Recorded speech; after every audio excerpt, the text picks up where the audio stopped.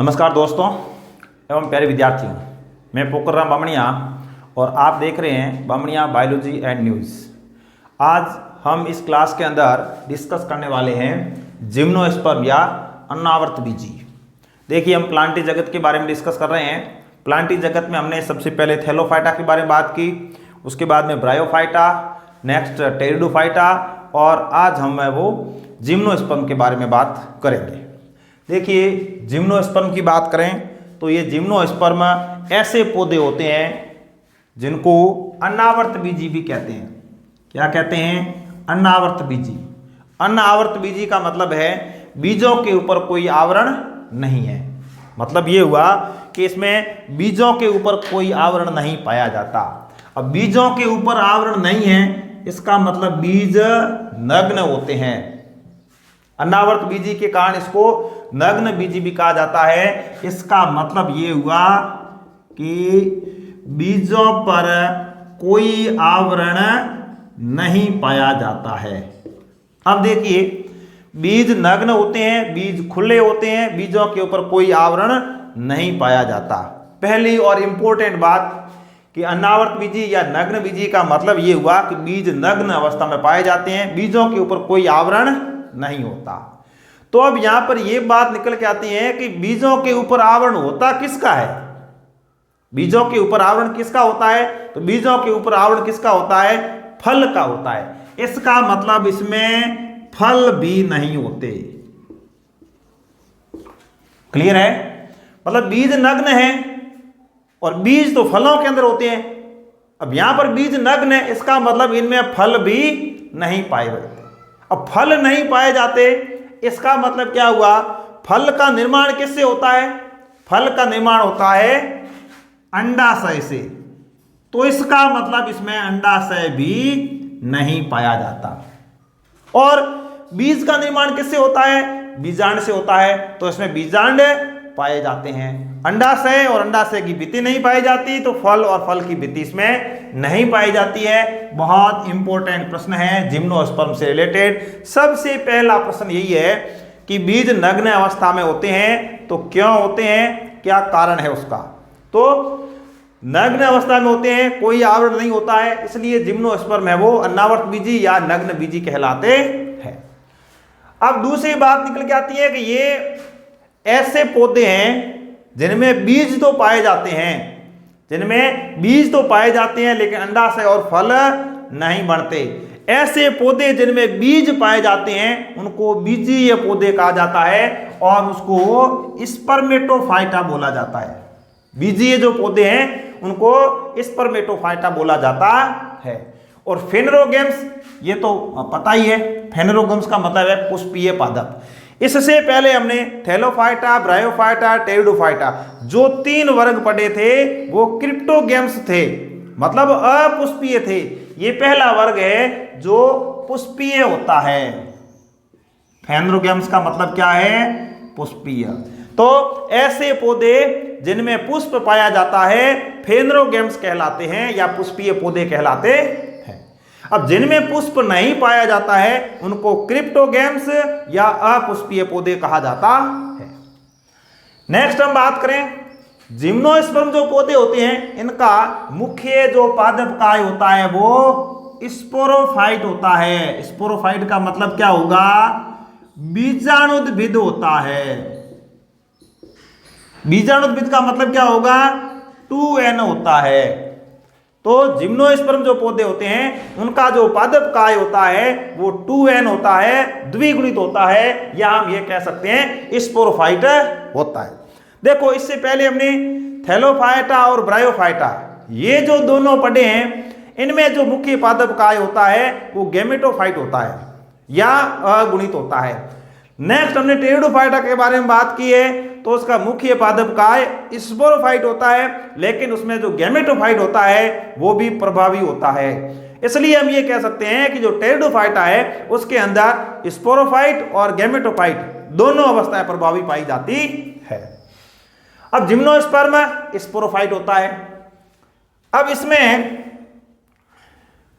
मतलब हम ये कह सकते हैं कि ये इससे पहले हमने ब्रायोफाइटा और जो टेरिडोफाइटा पढ़ा है उससे ये अधिक विकसित पौधे आते हैं इसमें।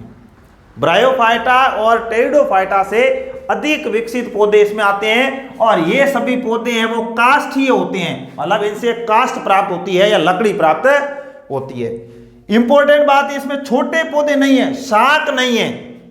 शाक का मतलब बिल्कुल छोटे वाले पौधे, वो पौधे इसमें नहीं पाए जाते हैं। तो इसमें कौन से पौधे पाए जाते हैं?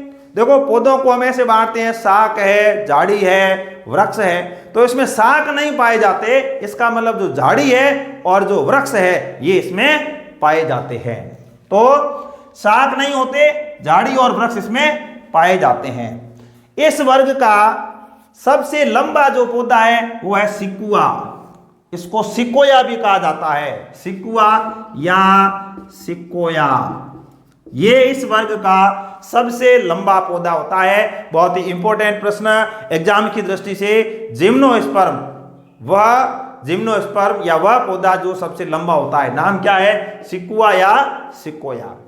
अब विकसित पौधे हैं तो इनमें जड़, तना और पत्ती, ये सब विकसित प्रकार की पाई जाती है। जड़, तना और पत्तियां इनमें विकसित पाई जाती है।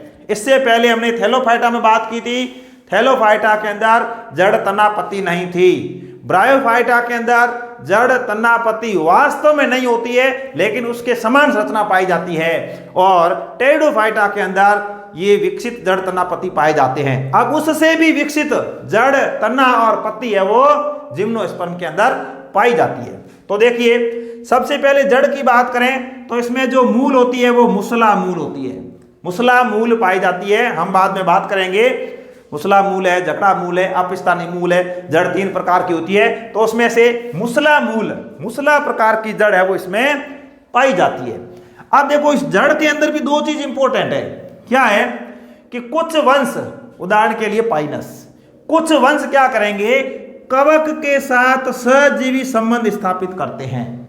या कुछ जो जिम्नोस्पर्म के कुछ वंश जो कवक के साथ में सहजीवी संबंध बनाते हैं या सहजीवी संबंध रखते हैं, तो ऐसी जो जड़ होती है इसको कवक मूल कहा जाता है या माइकोराइजा कहते हैं। अपने आप में बहुत इंपॉर्टेंट सवाल है ये, कई बार एग्जाम्स में पूछा गया है, नीट एग्जाम्स के अंदर, फर्स्ट ग्रेड, सेकंड ग्रेड, कवक मूल क्या है, या इंग्लिश में लिख दिया माइकोराइजा क्या है। तो माइकोराइजा क्या है? जो उच्च वर्ग के पौधे हैं, मतलब जिम्नोस्पर्म, उच्च वर्ग के पौधे और कवक, इनका जो सहजीवी संबंध होता है, या हम ये कहें कि पाइनस की जो जड़ होती है उसके अंदर क्या पाया जाए, कवक, और इन दोनों का जो सहजीवी संबंध है इसको कवक मूल या माइकोराइजा कहा जाता है। बहुत इंपॉर्टेंट क्वेश्चन है। नेक्स्ट देखिए, कुछ ऐसे वंश होते हैं जो बीजीए, ब्लू ग्रीन एल्गी, नीले हरे शैवाल या साइनो जीवाणु, इनके साथ में नाइट्रोजन का यौगिकीकरण करने में मदद करते हैं। कुछ ऐसे जिम्नोस्पर्म के कुछ ऐसे वंश हैं, उदाहरण के लिए साइकस। तो ये साइकस क्या करेगा, बीजीए, ब्लू ग्रीन एल्गी, नीले हरे शैवाल के साथ मिलकर नाइट्रोजन यौगिकीकरण में सहयोग, हेल्प इन नाइट्रोजन फिक्सेशन, उसमें जब ये हेल्प करेंगे तो इस मूल को प्रवाल मूल कहा जाता है। क्या कहते हैं? प्रवाल मूल, जिसे इंग्लिश में कहा जाता है कोरेलोइड रूट, कोरेलोइड रूट इसको बोला जाता है। तो ये दोनों रूट अपने आप में इंपॉर्टेंट है, कवक मूल और प्रवाल मूल। कवक मूल पाइनस, प्रवाल मूल साइकस। अब देखिए, जड़ के बाद में बात करते हैं तना। ऐसे जो पौधे हैं या जिम्नोस्पर्म जो वर्ग है, इसके पौधों के अंदर तना शाखित होता है, अशाखित भी होता है। शाखित का उदाहरण है पाइनस, अशाखित का उदाहरण है साइकस। कहीं से भी एग्जाम के अंदर सवाल पूछा जा सकता है, उस पौधे का नाम बताइए, उस जिम्नोस्पर्म पौधे का नाम बताइए जिसमें तना शाखित होता है, नाम क्या हो जाएगा? पाइनस। पूछे अशाखित होता है तो साइकस। इस तरह से हम कहते हैं कि जो जड़ है, तना है, ये विकसित प्रकार के पाए जाते हैं जिम्नोस्पर्म के अंदर।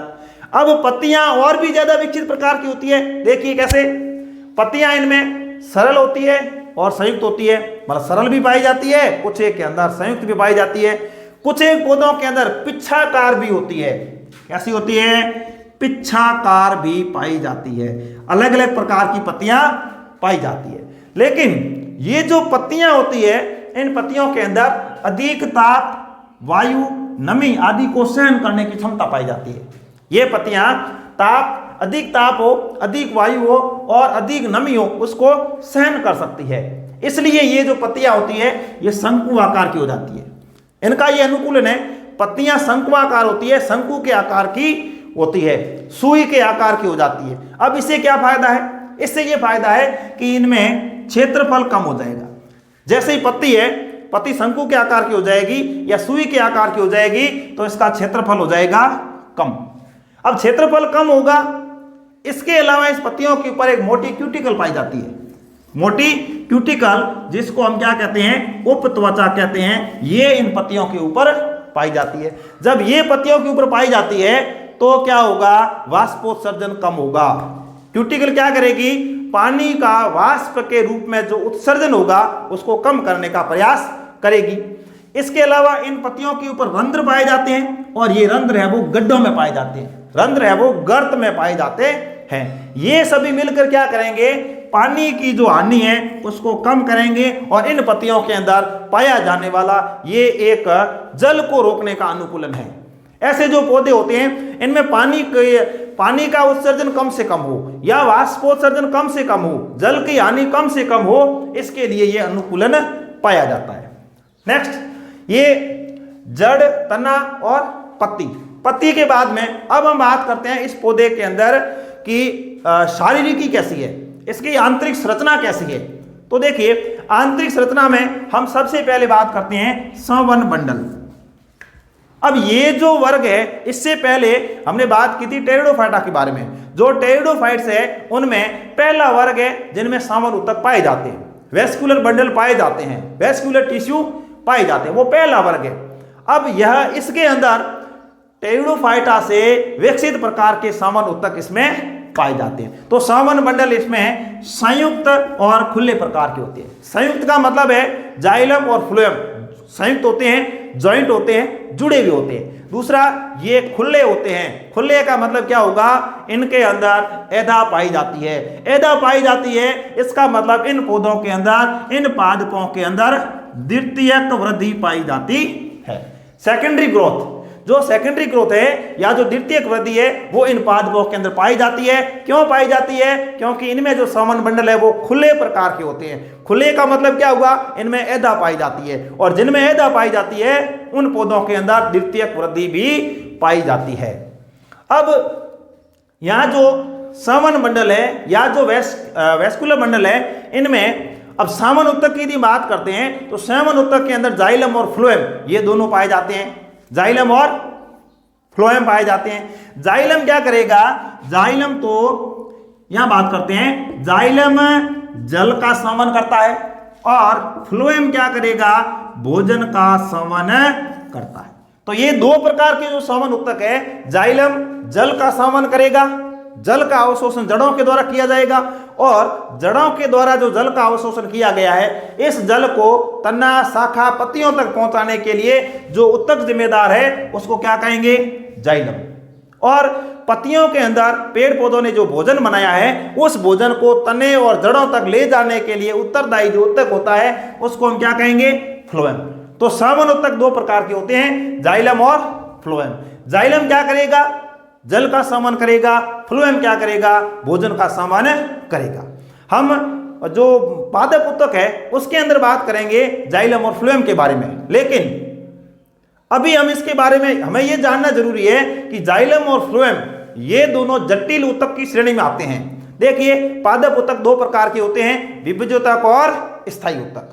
विभुज ऊतक के अंदर क्या होगा? विभाजन की क्षमता पाई जाती है, ये कोशिकाएं बार बार विभाजन कर सकती है। लेकिन जो स्थायी ऊतक होता है वो कोशिकाएं विभाजन की क्षमता खो देती है, उनमें विभाजन की क्षमता नहीं पाई जाती है। अब विभाजन की क्षमता नहीं पाई जाती है तो वो स्थायी हो गया। और स्थायी के अंदर भी सरल और जटिल दो प्रकार के ऊतक होते हैं। हम सरल के अंदर बात नहीं करके जो जटिल ऊतक होता है उसके अंदर ये जाइलम और फ्लोएम ये दोनों आते हैं। तो जाइलम और फ्लोएम ये जटिल स्थायी ऊतक होते हैं। अब जटिल स्थायी ऊतक क्यों कहते हैं? क्योंकि ये ऐसे ऊतक है कि इनमें 4 प्रकार की कोशिकाएं पाई जाती है। यदि एक ही प्रकार की कोशिकाएं पाई जाती तो वो सरल स्थायी ऊतक होता, लेकिन जो जटिल स्थायी ऊतक है इसमें 4 प्रकार की कोशिकाएं पाई जाती है। अब 4 प्रकार की कोशिकाएं पाई जाती है, लेकिन जो जिम्नोस्पर्म है, इस जिम्नोस्पर्म के अंदर जो जाइलम है इसमें 3 प्रकार की कोशिकाएं पाई जाती है और फ्लोएम के अंदर भी 3 प्रकार की कोशिकाएं पाई जाती है। इसका मतलब ये हुआ कि इसमें एक कोशिकाएं कम होती है। जाइलम के अंदर 4 प्रकार की होनी चाहिए, वाहिका, वाहिनिका, जाइलम रेशे और जाइलम मर्दूतक, ये 4 प्रकार की कोशिकाएं होनी चाहिए। उसमें से यह वाहिनी उसमें नहीं पाई जाती, वेसल्स उसमें नहीं पाई जाती है। अब यदि फ्लोएम की बात करें तो फ्लोएम के अंदर भी 4 प्रकार की कोशिकाएं पाई जानी है। कौन कौन सी होती है? चालनी नलिका, सहकोशिका, फ्लोएम मर्दूतक और फ्लोएम रेशा। 4 प्रकार की कोशिकाएं पाई जानी थी, बट इसमें सहकोशिका का अभाव होता है। कहने का मतलब यह है कि जिम्नोस्पर्म के अंदर जो सामान्य तक पाया जाता है वो पूरी तरह से विकसित नहीं होता है, इनमें एक कोशिकाओं का अभाव होता है। तो इस तरह से जिम्नोस्पर्म के अंदर सामान्य तक जाइलम और फ्लोएम पाए जाते हैं। जिम्नोस्पर्म के अंदर यदि हम जनन की बात करें तो जो जिम्नोस्पर्म के पौधे होते हैं वो विषम बीजाणु होते हैं। कैसे होते हैं? विषम बीजाणु। विषम बीजाणु का मतलब है 2 अलग अलग प्रकार के बीजाणुओं का निर्माण होता है। अब इनमें जब बीजाणुओं का निर्माण होता है तो लघु बीजाणु धानी है, लघु बीजाणु पर्ण आदि पाई जाती है। ये लघु बीजाणु पर्ण सघन होकर संकुचित होकर शंकु का निर्माण करती है। कौन्स या शंकु का निर्माण करती है। तो इसमें जो शंकु बनते हैं ये शंकु 2 प्रकार के बनते हैं, नर शंकु और मादा शंकु, इनका निर्माण होता है। अब ये नर और मादा शंकु ये दोनों यदि एक ही वृक्ष पर पाए जाते हैं तो इनको हम कहते हैं उभय लिंगाश्रयी। क्या कहेंगे? उभय लिंगाश्रयी, मतलब नर और मादा दोनों शंकु एक ही पौधे के ऊपर पाए जाते हैं तो इसको उभय लिंगाश्रयी बोला जाएगा। उदाहरण के लिए पाइनस, इसका उदाहरण है पाइनस। इसका मतलब ये हुआ कि पाइनस का जो पौधा है इस एक पौधे के ऊपर नर शंकु भी बनते हैं और मादा शंकु भी बनते हैं, तो ऐसे पौधे उभय लिंगाश्रयी कहलाते हैं। दूसरी कंडीशन क्या हो जाएगी? नर और मादा शंकु यदि अलग अलग पौधों पर बनते हैं, मतलब एक पौधा नर दूसरा मादा, तो ऐसे जो होते हैं पौधे इनको एक लिंगाश्रयी बोला जाता है। उदाहरण के लिए साइकस, तो जो साइकस है वो एक लिंगाश्रयी का उदाहरण है, जो पाइनस है वो उभय लिंगाश्रयी जिसको हम द्विलिंगी पौधे कहते हैं उसका उदाहरण है। तो देखिए नर शंकु और मादा शंकु, इसको कहेंगे मेल स्ट्रोबिलाई, इसको कहेंगे फीमेल स्ट्रोबिलाई। इंग्लिश वर्ड है फीमेल स्ट्रोबिलाई, शंकु को बोलते हैं स्ट्रोबिलाई। अब देखिए जो नर शंकु है ये लघु बीजाणु पर्ण से मिलकर बने होते हैं। लघु का मतलब माइक्रो, बीजाणु का स्पोरोपर्णफिल, तो माइक्रो स्पोरोफिल, जबकि जो मादा शंकु है वो गुरु बीजाणु पर्ण या मेगा स्पोरोफिल के द्वारा बनते हैं।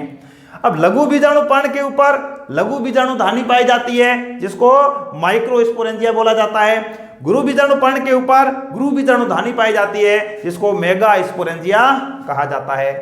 अब लघु बीजाणु धानी के अंदर लघु बीजाणु मात्र कोशिकाएं पाई जाती है और लघु बीजाणु मात्र कोशिका के अंदर कौन सा विभाजन होता है? मियोसिस, जिससे क्या बन जाते हैं? लघु बीजाणु बन जाते हैं, ये होते हैं एन। और ये जो लघु बीजाणु होते हैं इन्हीं से बाद में क्या बनते हैं? परागकण, ये भी होंगे एन। और ये लघु बीजाणु मात्र कोशिका है, ये होती है 2n। तो इस तरह से नर शंकु, लघु बीजाणु पर्ण, लघु बीजाणु धानी, लघु बीजाणु मात्र कोशिका और लघु बीजाणु मतलब माइक्रोस्पोर, इंग्लिश में बोला जाता है माइक्रोस्पोर का निर्माण होता है और उसके बाद में पराग कण बनते हैं। इसी तरह से इसमें मादा शंकु, गुरु बीजाणु पर्ण, मेगा स्पोरोफिल, फिर मेगा स्पोरेंजिया और गुरु बीजाणु मात्र कोशिका, इसको हम कहेंगे मेगा स्पोर मदर सेल।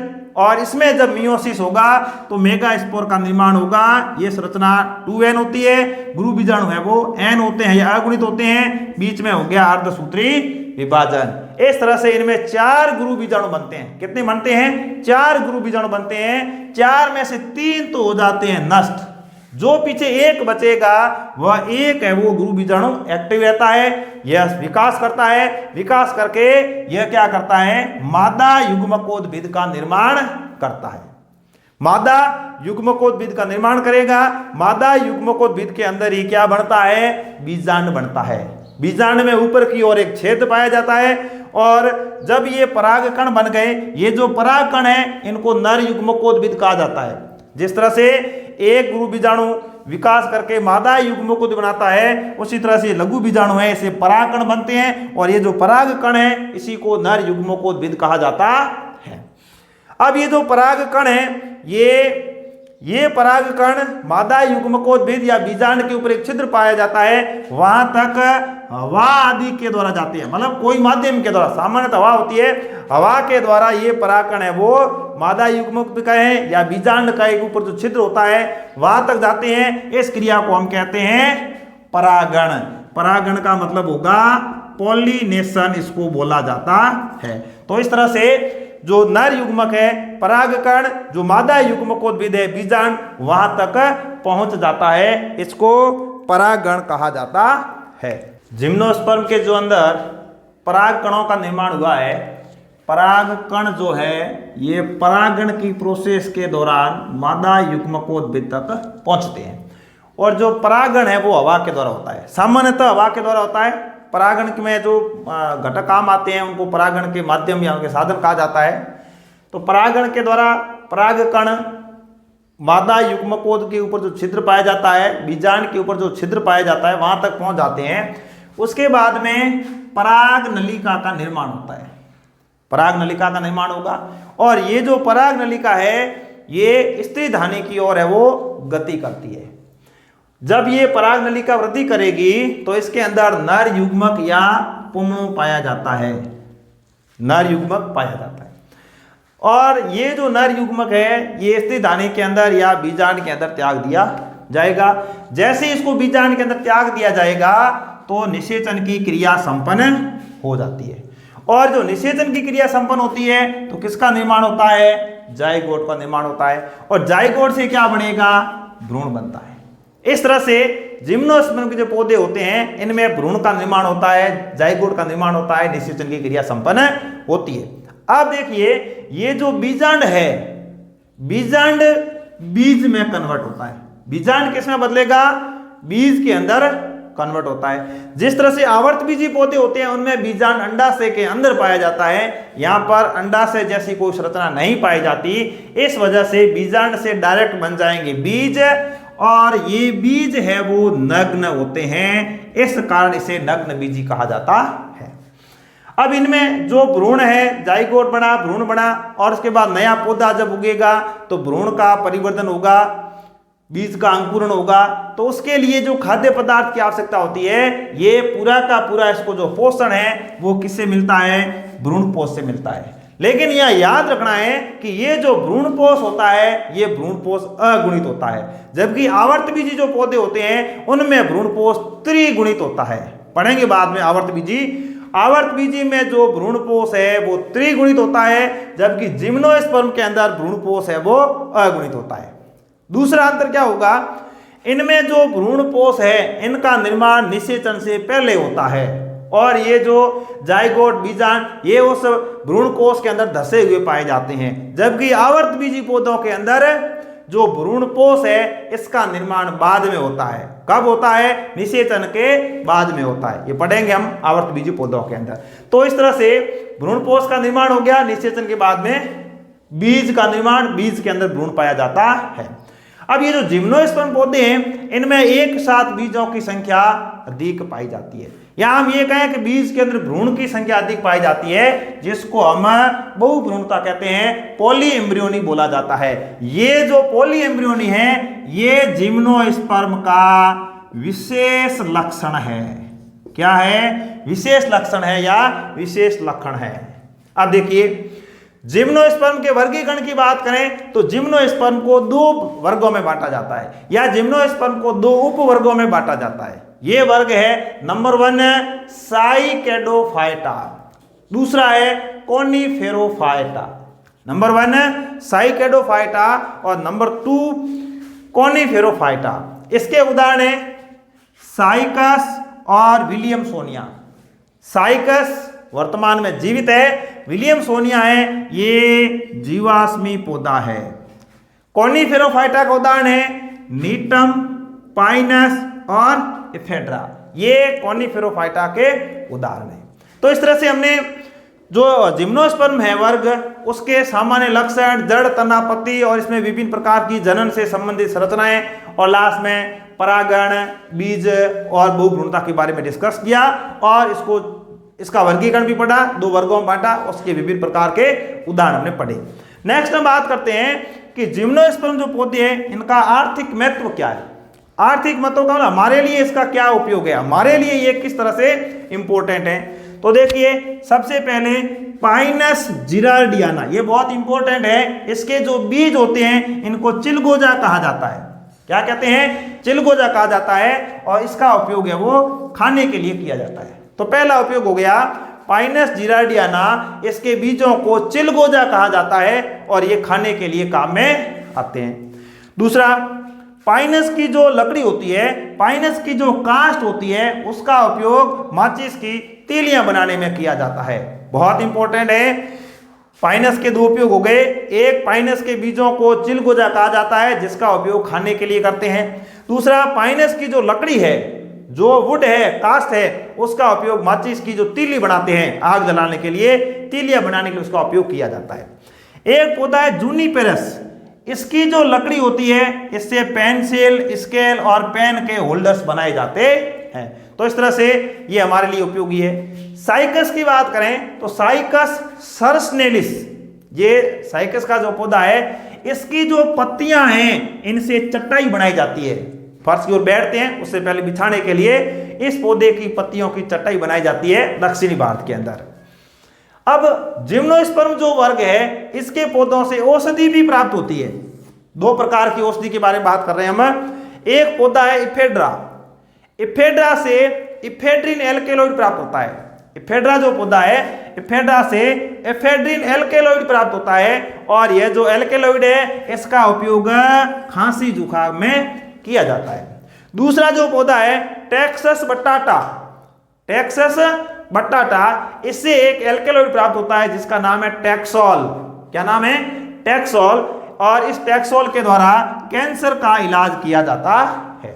तो इस तरह से जिम्नोस्पर्म जो पौधे हैं इनका हमारे लिए इस तरह से आर्थिक महत्व होता है। तो इस तरह से हमने आज के इस वीडियो के अंदर जिम्नोस्पर्म जो वर्ग है उसको कंप्लीट पढ़ने का प्रयास किया। धन्यवाद।